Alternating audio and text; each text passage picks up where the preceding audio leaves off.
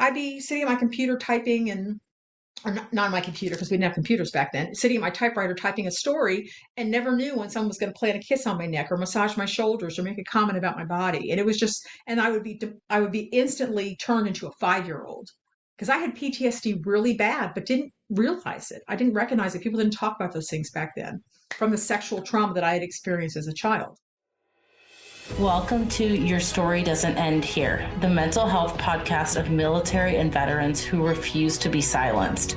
I'm your host, Rachel, and my mission with this podcast is to be a voice for those who don't have a voice, bring awareness to mental health issues, provide value and solutions, and to change the culture when it comes to mental health within the DoD organizations.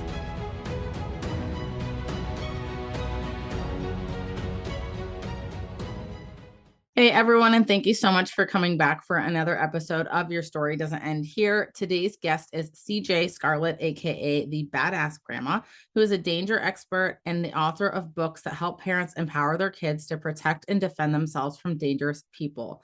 CJ knows firsthand how violence can destroy lives. A survivor of childhood abuse and teen sexual assault, CJ spent years dealing with the emotional aftermath of her experience.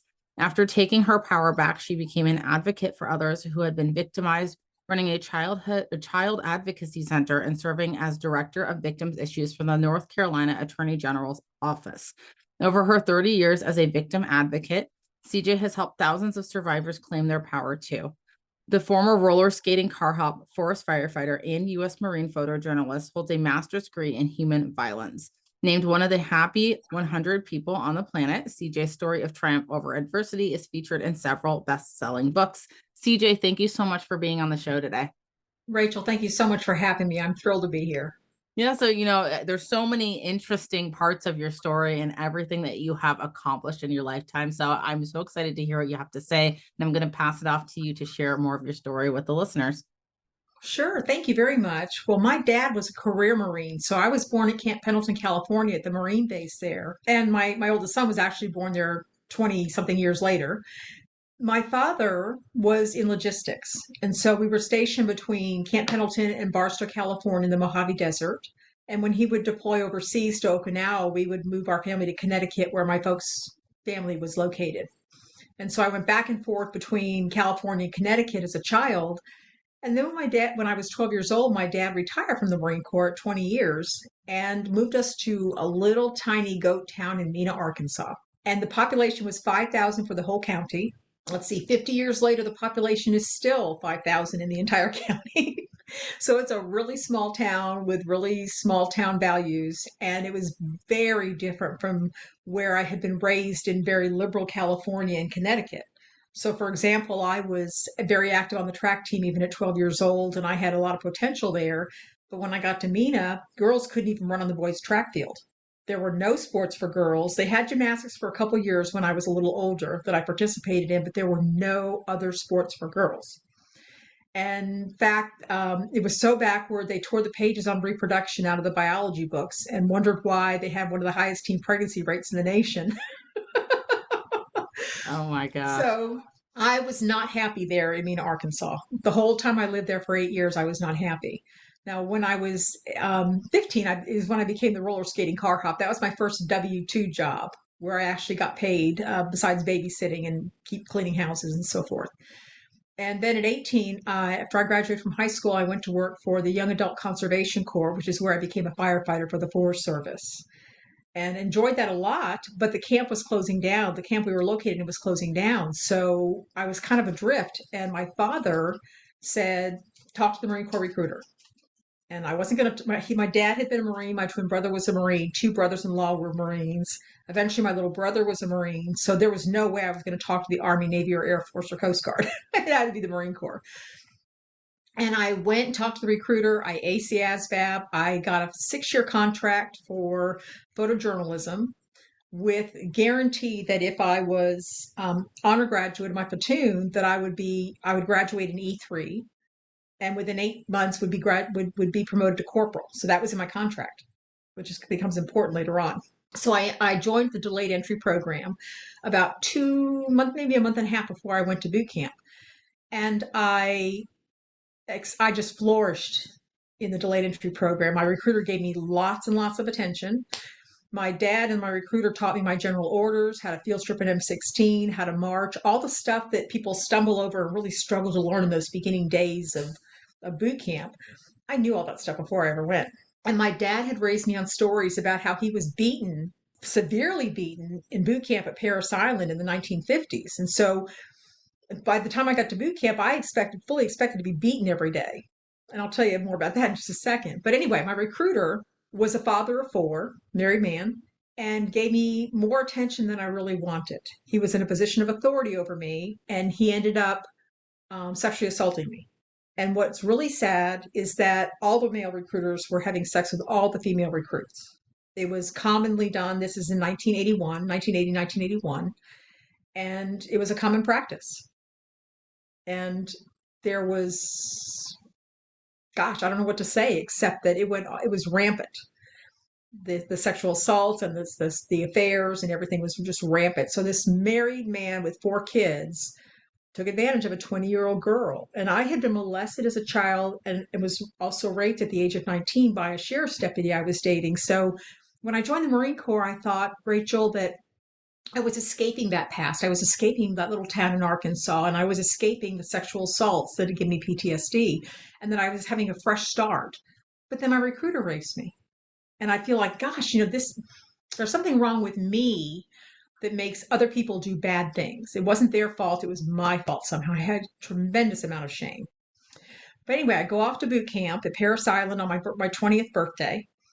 And again, I knew everything before I left, all the hard stuff. And so when I got there and all they could do was yell at us, they couldn't hit us like they hit my dad.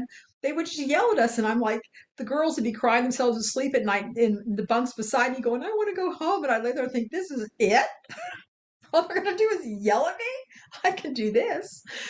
So I excelled in boot camp and I ended up being the honor graduate, which meant that I graduated as a Lance Corporal in E3. And 8 months later, I was promoted to corporal.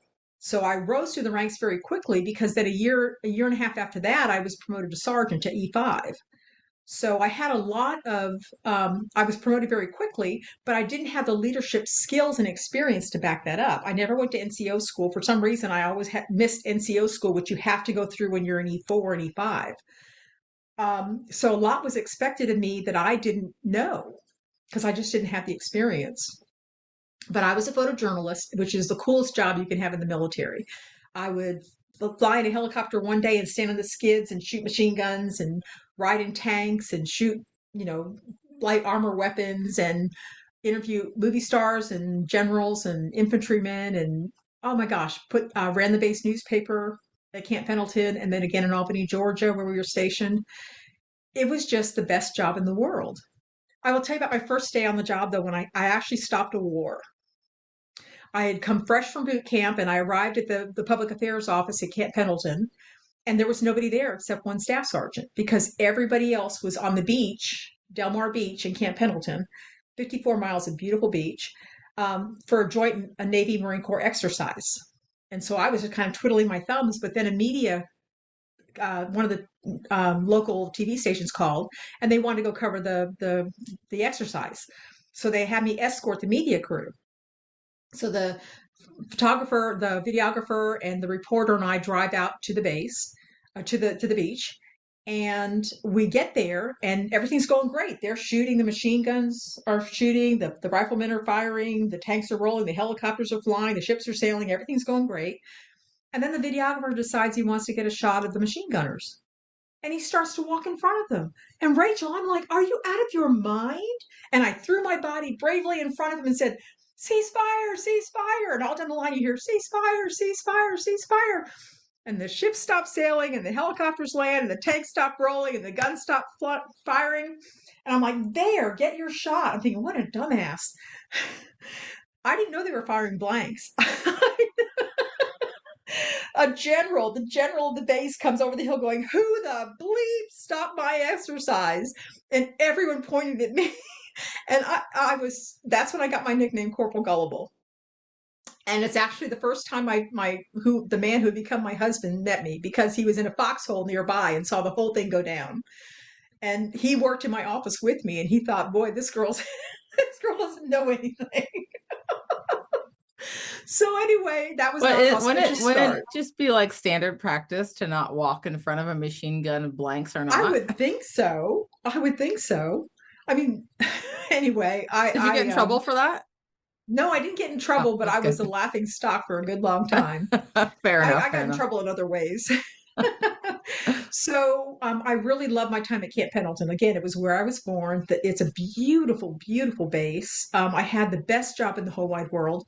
The problem was the sexual harassment was rampant. It was like MASH. I can't watch I used to think MASH was funny, but I don't think it's funny anymore because the women are constantly being groped and having comments made about them. And I'd be sitting at my computer typing and or not on my computer because we didn't have computers back then, sitting at my typewriter typing a story and never knew when someone was going to plant a kiss on my neck or massage my shoulders or make a comment about my body. And it was just, and I would be instantly turned into a 5-year old because I had PTSD really bad, but didn't realize it. I didn't recognize it. People didn't talk about those things back then from the sexual trauma that I had experienced as a child. So I spent the first 4 years of my Marine Corps career at Camp Pendleton, got married to, again, the gentleman I worked with, had my first son at 22. And then we got stationed in Albany, Georgia, which is a little tiny town um, near Alabama. Alabama, I think it is. Yeah. And the boss there did not sexually harass me, but he didn't like women in his Marine Corps.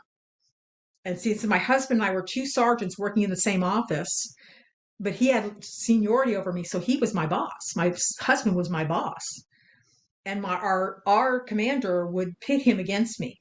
I would do something he didn't like, and he would make my husband make me stand at attention in front of everybody and chew me out. I mean, it was an untenable work environment. He just, oh my gosh, he was just such a troublemaker, trying to pit me and my husband against each other. So I was getting very, very depressed because I went in the Marine Corps with a roar, with a bang. I mean, honor graduate of my platoon, kicking butt. And I felt like I went out with a whimper because I ended up having to get into counseling. And after that, my boss would introduce me to people and refer to me as this crazy Marine, which was even more demoralizing and demeaning. And I was discharged from the Marine Corps with bipolar disorder. My twin brother had been discharged for the same thing. And so they diagnosed me with bipolar disorder and kicked me out. They wouldn't let me stay in, which was good because I really didn't need to be in at that point. I was not in great emotional shape. And so I got out in 86. And then my husband and I got stationed at Syracuse, where he was attending the university for a photojournalism program. And then we went to Norfolk, Virginia.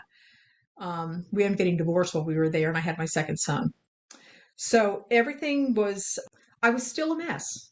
I was still a mess from my experience in the Marine Corps. I felt like I had failed the Marine Corps. I felt like I had failed myself. I felt like I had failed my family and had this underlying post traumatic stress that was just coloring every area of my life. And one day I was working at United Way, and I was sitting in a room filled with the community leaders talking about the next United Way campaign. And all of a sudden I burst into tears and I fled to the bathroom. And for 2 hours, I sobbed in a stall. I couldn't tell my coworkers what was wrong because I didn't know. And after that, I went away to Connecticut for a week. I just got my car and with a journal and left my husband with my two kids and went to Connecticut to figure out what was going on with me. And that's when all the memories and the stuff about the recruiter and the childhood stuff and the sexual assault by the sheriff's deputy, it was just blurted onto the pages. And I got into counseling immediately at the Rape Crisis Center.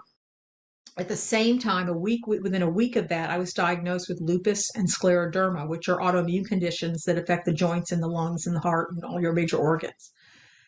And so I was disabled off and on over the next couple of years.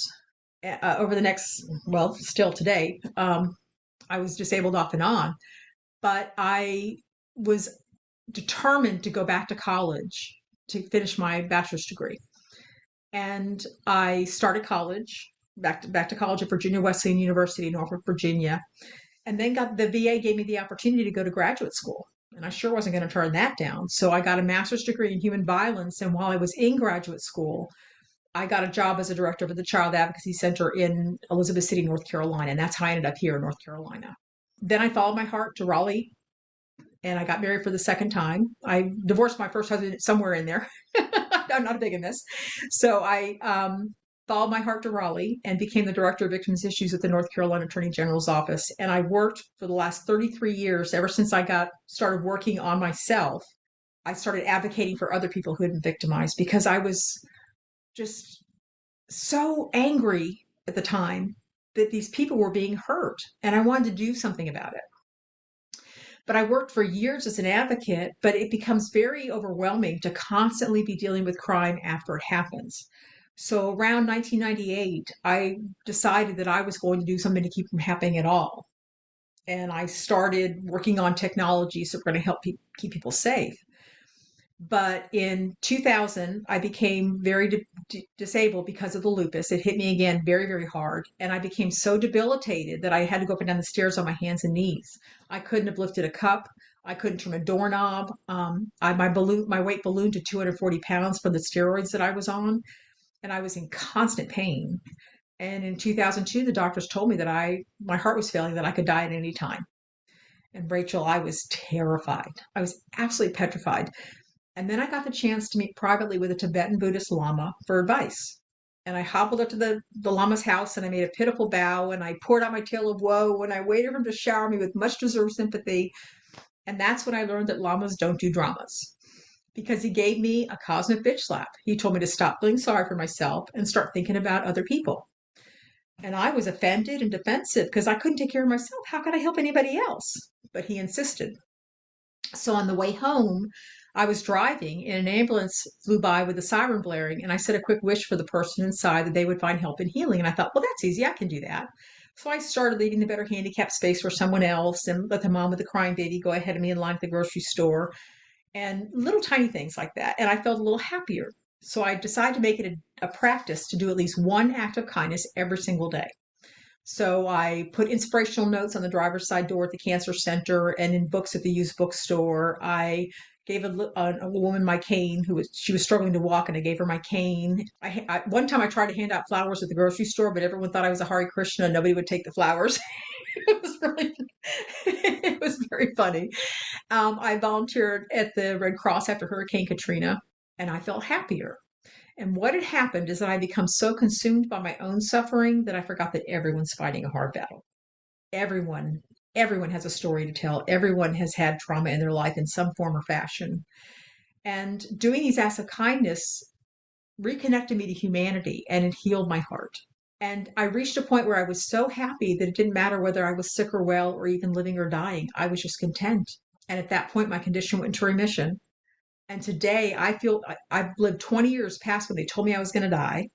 And I feel better today than I did in 1990 when I was first diagnosed with lupus and scleroderma. I mean, it's amazing what generosity and gratitude can do to transform a life. Just amazing. So I tell you this story about my military experience and about the trauma that I endured in the military that kind of coincided with the trauma I had from my childhood and my teen years, to say that there's light at the end of the trauma tunnel. I mean, I was so messed up and I hated myself for most of my life because I blamed myself for the things that had happened to me and because I felt like I had failed my country. I mean, that's a pretty big burden to put on yourself. But I eventually, through therapy, realized that it wasn't my fault that those people did the things that they did, that there was nothing wrong with me. I did not need to be filled with shame. I recognized that I'm a divine being just as I was when I was born. It's just crap that was kind of put on me and that I put on myself. And once I dealt with it and processed it all, I was free. And when I claimed my power, it was the most liberating thing I've ever done in my life. So my body has not gotten the message. I still have severe PTSD physically, in that I have a freeze response. It's off the charts. I mean, if someone even speaks to me harshly, I am paralyzed. And so we're still dealing with that. But in terms of the therapy, I'm doing fantastic. In 2008, I wrote my first book, and it's an inspirational book called Neptune's Gift. And then in 2017, I wrote The Badass Girl's Guide, Uncommon Strategies to Outwit Predators to help for women and girls about how to protect themselves, how to keep from being sexually assaulted in the first place, but how to fight their way out of a bad situation. And then I had grandkids in 2015, and I started having nightmares about, well, I have a degree in human violence. I can imagine every awful thing there is. So in 2020, I published Badass Parenting and Heroic Parenting, which are the same book for parents of kids 0 to 9, except Heroic Parenting is PG rated and Badass Parenting is not PG rated. Very snarky, very inappropriate sometimes, but very fun. Um, my new book for parents of tweens and teens is coming out November 15th, and it's called Raising Badass Kids. And it's my answer to how do we keep it from happening at all?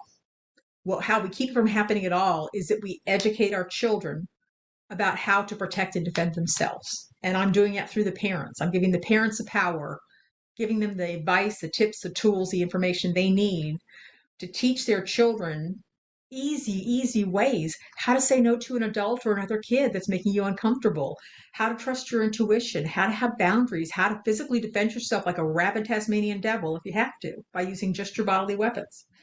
And I've just been hired by Bark.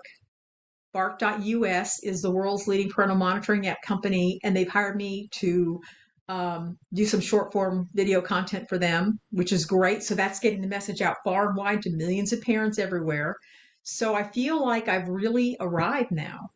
I've gone from being a victim, a true victim, heart, mind, and soul, to being victorious and being in a position where I have the experience and the expertise and the authority to be able to help kids from being harmed.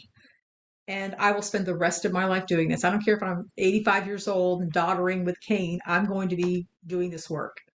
That's incredible. Can you give us just an idea? I know you talked through timelines a little bit, but how many years did it truly take for you to go from this traumatic state to a place where you could get a degree in human violence and be okay with that without it without it paralyzing you as a person with all your PTSD and trauma? How long did that take to get to that point of your healing journey? Because I know healing isn't linear.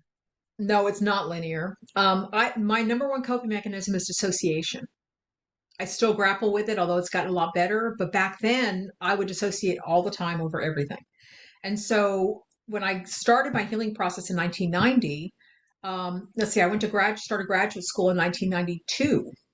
So I started working on my human violence degree in 92, or 93 rather, from 93 to 95.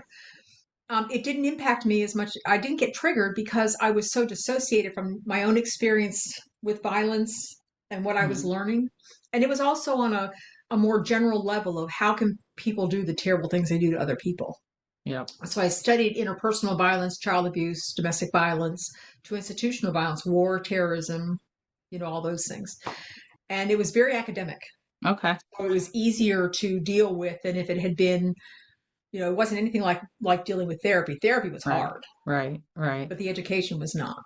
It's interesting that you bring up the dissociation because that's been a coping mechanism that I've used too. And I think when people look from the outside in to someone who dissociates as a coping mechanism, oftentimes they can misinterpret that and feel like maybe it's not as bad. And then I know for me, and maybe this is just me speaking from my personal experiences, me judging myself thinking, oh, maybe it's not that bad because I disassociated with a specific experience and even buried certain experiences to where I don't remember them unless something like when I've started writing. I'm trying to write a book myself. It's been in the works for years, but there sometimes when I'm writing, things will come up like that too. I'll remember a specific instance that I'd forgotten about, or I'll come across someone on social media that happened to be around during a specific event. And so it's interesting that you bring that up because I think a lot of people use that coping mechanism.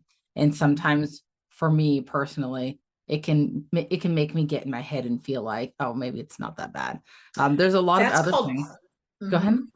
Well, that's called toxic positivity. And I agree with you completely. Other people see us functioning perfectly or at least well. So we're not a raving mess. And so they assume everything's hunky dory.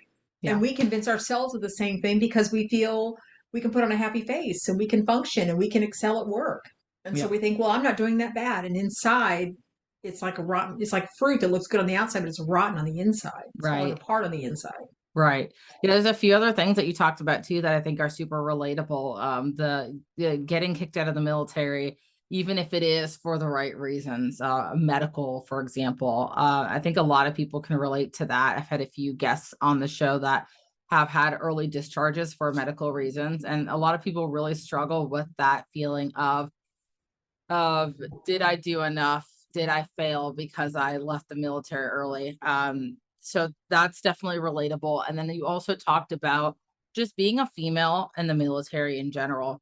I think that the military has come a really long way when it comes to sexual assault and how things are handled. And you and I chit chatted a little bit about this prior to the episode. And then I'd love for you to repeat what you told me before we started recording, because I think it's an important topic to talk about. But there's some of these things that are still happening. I had a friend when I was serving that she too was very uncomfortable with like the shoulder touches, and not everyone thinks that a shoulder touch is triggering.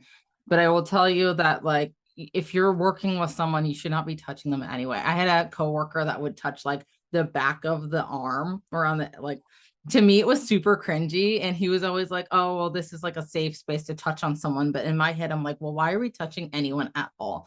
Because you just never know. And some people's response to touch is they will get violent, they'll hit back, or it's just like a reflex to them. And so yes, we've come a really long way.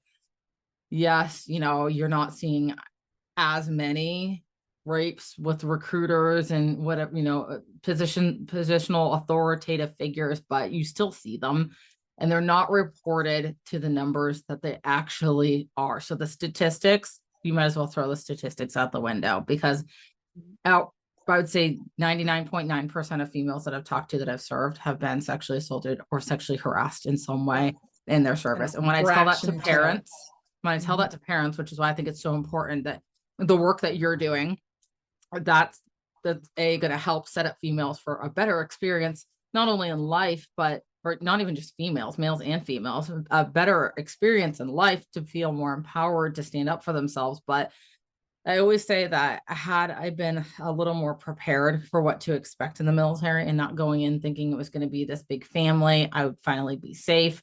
That, people don't hurt each other in the military because it's one giant family. That's the expectation that I had.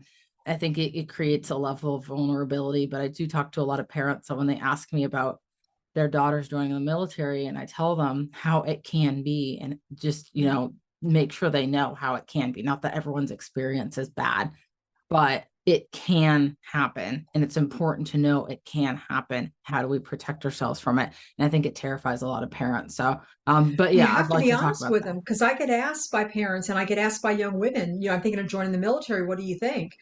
And I'm honest with them. I mean, I used to say, "Oh, it's a great learning. You'll learn discipline." And now I tell them, the statistics are, and again, they're underreported. So the statistics are currently, though, that 1 in 4 women in general will be sexually assaulted in their lifetime. In the military, it's 1 in 3. Yeah. It's more than 35% of women and men will be sexually assaulted in the military.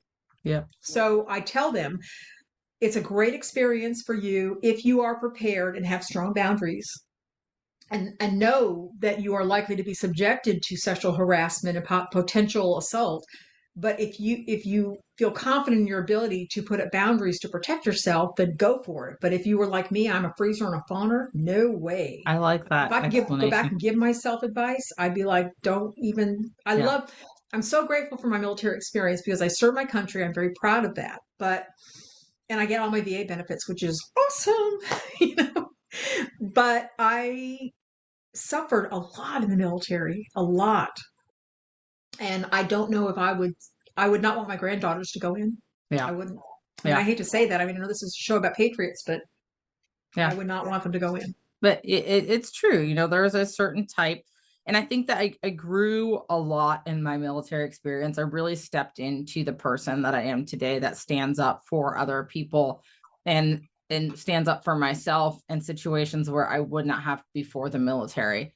But I love the way that you portray, like, hey, know that you can have a really great experience, but know that it is still not only a male dominated industry, because there's also females that are very toxic leaders in the military as well, even to this day. I think that's bred from years and years of feeling like they had to fit a certain mold or hit a certain standard. And I've heard this from previous guests too, being told you either have to be the bitch or a slut, or, you know, a certain There was nothing in mold. between. There was Exactly. nothing in between. Yeah. Yeah. Yeah. Or you just don't make it, you know, that's Yeah. what people are telling women. That's what other women are mentoring other women to in the military. And Mhm. it's really, really sad because it shouldn't have to be that way. But you talked about something about the sexual assaults and how they're reported, and I would love to cover that topic. Do you remember Are what it you was? referring to the The names, the database. yes, when I went to the VA, when I didn't go to the Veterans Administration for disability for years and years and years because I felt like I didn't deserve it. I hadn't been to combat, I hadn't lost a leg, I hadn't experienced combat trauma, and so I felt like my experience didn't matter. It didn't count. But I've gotten to therapy through the VA, and they talked to me and convinced me. I mean, it helped me realize that I was fighting a war of my own. You know, I was emotionally and physically damaged because of what happened to me. It affected my marriage. It ended my first marriage. I mean, it had a tremendous impact on me. So anyway, I finally went to the VA to apply for disability benefits for the sexual assaults. And I had an hour to pour out all the stuff that happened to a therapist that I didn't know, I'd never met. And it was grueling, it was wrenching, it was gut wrenching. I mean, it was awful experience. And I came out of there and I thought, you know what? She never asked me who did it. And I thought, I wonder if they ever ask who did it because they should be keeping a database of the perpetrators.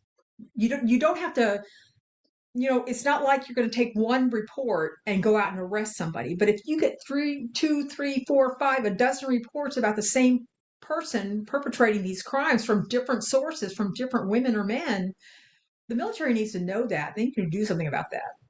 And Yeah. so they should be keeping a record. I worked for a company called Evidence Vault for a short period that was creating this virtual vault where you could go in if you were assaulted. You could go in and you could put in any evidence you had. You could tell your story. You could put photos of your injuries. You could put DNA. You could do whatever you wanted, and it would hold this in this virtual vault. And then if someone else named the same perpetrator, it would link the accounts and notify the law enforcement so that they could take action. Callisto is a company that works with college campuses on sexual assault, and they've introduced something similar to that on college campuses only, but I believe it'll be common practice soon for all communities across the country. I love And that. I think it's about time because they could catch so many more, stop so much abuse by linking up these cases. Right, right. And if I'd known that I could have saved other women from being assaulted by my recruiter, I would have spoken up sooner, but it didn't occur to me, Right, right. you know? Well, I think what I love the most about the database option is that it protects people who report. And to expound on this a little bit more, I think people like myself decided not to report sexual assault in the military because I didn't want to put myself through that grueling process of an unrestricted report. I've heard horror stories about unrestricted reports about, you know, and everyone knows about it because it's now information that's out there. A lot of And you're times labeled. You're it, marked after that yes, yeah, yep. I as a saw troublemaker. friends of mine were labeled as the snitch for telling on someone. You know, I just didn't see very positive experiences come out of it. And then Mhm. when I told just a bit of the story of what happened to me to my command, I wasn't met with, "Oh my gosh, are you okay? Let's make sure you get the help you need." I was met with, "Oh, well, why did you do this? Why did you sit on his bed? Why did you show up to his place?" Like, you know, it's not, and the unrestricted report process is not the type of process that I think really helps people. And I'm sure it has Mhm. helped people. I'm not saying it hasn't, but I don't think overarching, I don't think it's helping like it is intended to. Now, when you give people the option to still feel like they are protecting other people, they're still reporting, they're still getting their story out there, and they're getting the Mhm. help they need via a database where now there's a little bit more privacy, but now there's something out there in case this person is a predator and maybe you're the second person that reported. I think it gives people more, what's the word? Freedom's not the right word, but it gives people more options, and it helps in a way that still protects the identity because there's survivors of sexual assault walking around in our military today, in the veteran population. And I remember when Vanessa Guillen, when her life was taken from her, I don't know if you were a part of this, but there was a group on Facebook that was created, and it was mostly, I think it was all women. I didn't check to see it. I think it was all women, but it was crazy the amount of people that felt empowered to share their story for the first time when Vanessa Guillen, when her story came out. The sad thing, CJ, is that as fast as these people told their stories for the first time, people were taking that and they were mandatory. They felt they had to mandatory report it to commands. So people were taking the power away from these survivors and they were reporting. So people took their stories down and they silenced themselves once again.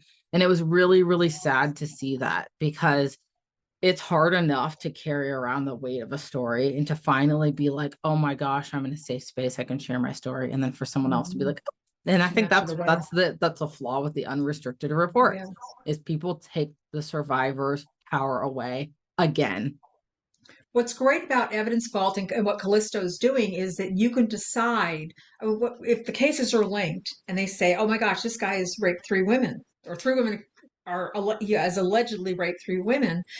The police can go to the women and say, we're building a case here. Are you willing to testify? But the woman always has a choice about, or the person, man or woman, always has a choice about whether they choose to testify. You are doing such impactful work, and you're talking with the legislators. Maybe you can talk about Callisto and what they're doing and get them to do something similar with the military. Yeah. That'd be phenomenal. I thought I heard something about it. It may not have been in sexual. I thought I heard something similar about something like this when I was serving. I'm going to have to double check and see if that has been implemented in the military yet, or if it's something they're talking about. It sounded kind of familiar when you started talking about it, but again, a lot of these resources, and this isn't even just in the world of sexual assault, there's thousands of resources that exist for military veterans, people in general. But if we don't know about them, then it just becomes another resource. And it's really not the military's interest to make that stuff public, because they don't want to have to report that, oh my God, we were saying 35%, it's only 44%, Right. They don't want to have to gather statistics. Is to cover their own butts. Yeah.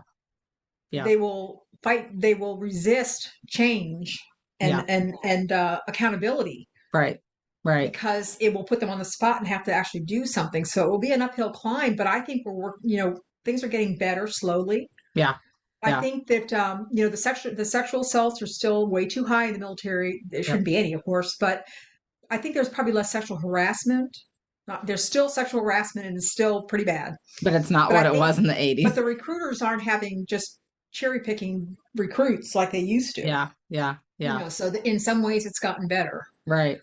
And I think a lot of that attributes to the world in general. The culture of the world has changed, especially in the US. So when we look at people being more empowered, my daughter at 1 year old is more confident than I was at 1 year old. I'm sure. I don't remember what I was like at 1 year old, but the 90s when I was growing up was a different time. The world has changed so much in the last so many years. Women feel more empowered to stand up for themselves in general. Men feel more empowered to stand up for themselves in general. We still see these things happening, but the military is such a weird climate, because it's one of those places where from the get-go you're taught you're a lower rank, so you stay in your lane and you don't. And loyalty is everything. Loyalty is everything. Suck it up, Buttercup, because that's the way it goes. Yep. And then you and I were talking about, someone that I had come across recently that used the rank of, E8, saying, I can do what I want because I hold this position. And that's another issue that still exists in the military, is I'm a leader because I hold a rank. And if there's anything that I learned about leadership when I separated from the military, and I'm sure you can agree to this too, is that the rank does not mean you're a leader. Not at all. So I met some of the best and worst people of my life in the military. A lot of great people. So I have some really good memories of my military experience. I'm proud to be a veteran. But like, we have a Women's Marines Association here, and the women are just so gung-ho about the Marine Corps and their experience. I think that's awesome. I just don't feel that way. I didn't have the same experience. Right. Yeah. It's the veteran community is so interesting because you really do get every piece of the spectrum. You get the people that Yes. absolutely, especially Marines. Marines are a whole different breed because I mean, there's so much pride in the Marine Corps that the Navy just doesn't have it. You know, when I was in A school, I was in Pensacola. There was the Navy side, there was the Marines, and you can just tell there's a lot more pride and respect, even from the lower ranks. I mean, I remember E3 Marines were treated like you're higher ranked than me. I'm an E1. I'll respect you. In the Navy, if you're an E3, you might as well be an E1. Yeah, that's the biggest thing I tell people. Of all the services, the Marine Corps respects its troops more than any other service because, um, in the Army, in my opinion, treats them the worst. I mean, I've been under Army command before for journalism, photojournalism school, and they treated the people horribly. Yeah. The Marine Corps, once you get past private, you're doing all right. Then it's sort of like, okay, well, I guess you're going to hang around, so we're going to treat you with more respect. So yeah. I wish they were all like that. And I know the military is changing constantly, but yeah, it's such a different dynamic across the branches. When you were a photojournalist, what's some cool stuff that you got to see? I know you kind of brazed over it earlier. Gosh, I did get to interview a bunch of movie stars, which was really cool because they would come to the base to film movies, and we have to escort them. So, and I would name names as if you wouldn't probably know who any of them are because I don't think you were born when I was in the military. No, I was born in '92. Oh my God, yeah. I was in the military from '81 to '86, and you weren't even born yet. Yeah. Oh my gosh, I feel so old. But yeah, being the editor of the base newspaper was really fun because that was in the day when we didn't have computers. And so cut and paste literally meant you ran it through the sheet of copy through a machine, through a glue machine, wax machine, excuse me. And then you literally use an X-Acto to cut out words and paste them onto the page and photos and everything. Yeah. And we had a dark room for our photography, and it was just so much fun. Have fun. So much fun. I sometimes there's times that I miss the old way that like things like photography used to be. I really liked typewriters when I was younger. I really liked the dark rooms and the film photography, and there's a certain level of effort that goes into it that makes it so much more satisfying, right? Then now we live in this world of instant gratification, so it's such a different world. But photojournalism, that sounds like it would have been a really, really cool career. And something I've used the rest of my life. I mean, it's marketing, public relations, communications, community relations. I've used every single ounce of it since I got out of the military. That's awesome. So as far as what you're doing now, what's next for you? I am working on online courses of my books so that parents can pick and choose the videos they want to watch according to what their needs are. So if their child's being bullied, they can go to an 8-minute video on how to teach your child to train a bully to leave them alone. If their child's been sexually abused, what does the criminal justice process look like? What does cyber bullying look like? What is sexting? What is sextortion? And all these different topics, because we are actually physically living in the safest time we've lived in the history of the planet, of human beings. It's safer now than when I was a kid in the 60s. Where crime is really going up in a seriously bad way is online. Yeah. We've got creepers out there, and we've got trolls, and we've got people who would say and do things online that they would never do face to face. It's like the online opens a Pandora's box where the worst of us comes out. And so kids are horrible anyway to each other in school. And then you put them on the internet and they start with the relational bullying, and it becomes, kids are committing suicide over it. It's really tragic. They're your books. Are they in libraries? Or are they in schools? They're in Amazon. They're on Amazon. Okay. Because I take a snarky, rather inappropriate perspective, they're not in schools right now, but they're in some libraries and definitely available on Amazon. So I've got Badass Parenting, Heroic Parenting, and Raising Badass Kids that'll be coming out November 15th. That's awesome. Yeah, I'm so excited. I feel like, and I guess this is just coming from someone that grew up not feeling empowered to stand up for myself. I feel like something like this is very valuable to kids. I understand where other parents would be like, oh, I don't want that in schools. And I know that's a whole other debate with books and libraries and schools and stuff with what's going on in the world right now. But I don't know. I think that that would be a really I cool. will send you a copy of my book. You choose I would between love it. heroic parenting and badass Yeah, parenting. You I'll choose. take the badass one. Okay. I'm not surprised. I didn't want to Yeah. assume, but I'm Yeah, not yeah, surprised. yeah. No, that's really cool what you're doing, and I Thank you. applaud you for taking that on because I think that parenting is such a interesting experience in general, and I'm such a huge believer of, no one really teaches us how to be a human being. We're all just doing the best we can with the information we have, and sometimes that information that we have isn't great information, and it's not our fault. It's just how we were raised, but we don't know Mhm. what we don't know. And so to be able to educate ourselves, as parents, as even relatives, aunts, uncles, to be able to raise the next generation to feel more empowered, to take care of themselves, to lift up the next person.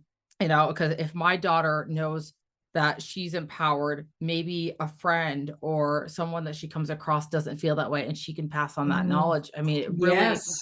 is a great way, a phenomenal way to just make waves in our youth. And our youth needs something like this right now, especially after a pandemic and all the craziness going on in the world. So I am Mhm. absolutely so appreciative of what you're doing. I truly believe that Thank you. your your books need to be everywhere, and more people need to know about it, because if we're just kind of navigating life and we've never experienced these things. You talk about like sexting, right? Some parents have didn't grow up in a generation like that, or Mhm. grandparents even, and they just don't know. And so Mhm. And there just are wanted to. 2.4 million grandparents raising their grandkids who don't Yeah. have a clue what sexting is. Right, I will right. tell you that I've accomplished a lot in my life, but the best and most important thing I've ever accomplished is that I broke the generational cycle of abuse in my family. That's I incredible. broke the cycle.